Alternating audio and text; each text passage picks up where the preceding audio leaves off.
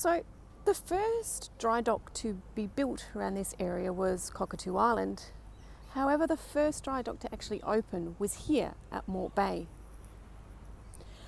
Morts Dock, and we're going to talk a little bit about Thomas Sutcliffe Mort. Now, Cockatoo, by contrast, was funded by the British and built by prisoners. Morts Dock here had smaller boats and was built by contractors. Now, Thomas Sutcliffe Mort, he was a canny entrepreneur. He's, I suppose, a little bit of a Da Vinci of his time and all the things that he dabbled in. He left his impression all over Sydney, not just here. One of his first businesses was in auctioning wool, and some of you might remember the Goldsborough Mort that was down at Circular Quay. Early photos of Circular Quay, you will actually be able to see them. He also donated the land and contributed greatly to the design of St Mark's Church in Darling Point.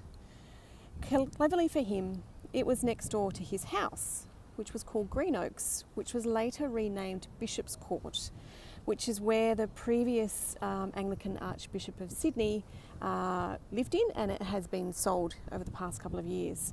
So he was very clever in the sense that he left his wealth and his riches well away from the people that he employed.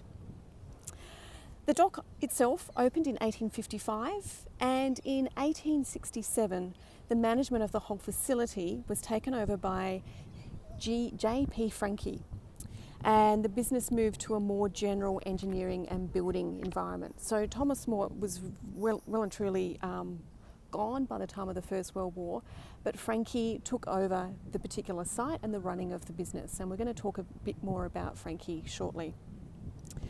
In 1901, the company also took over the Woolwich Dock, so Morts Dock itself had quite a vast area. Mort, as part of that, bought a large parcel of land from Mort Street through to Birch Grove Road with 700 allotments. He knew the importance of maintaining a good relationship with workers and believed that the provision of housing would provide labour to both build the dock and sustain its future.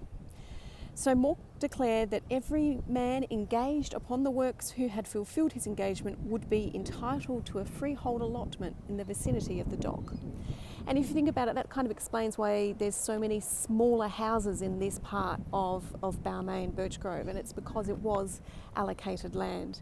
And the people all in those areas were greatly impacted by the First War and the subsequent events that followed from that.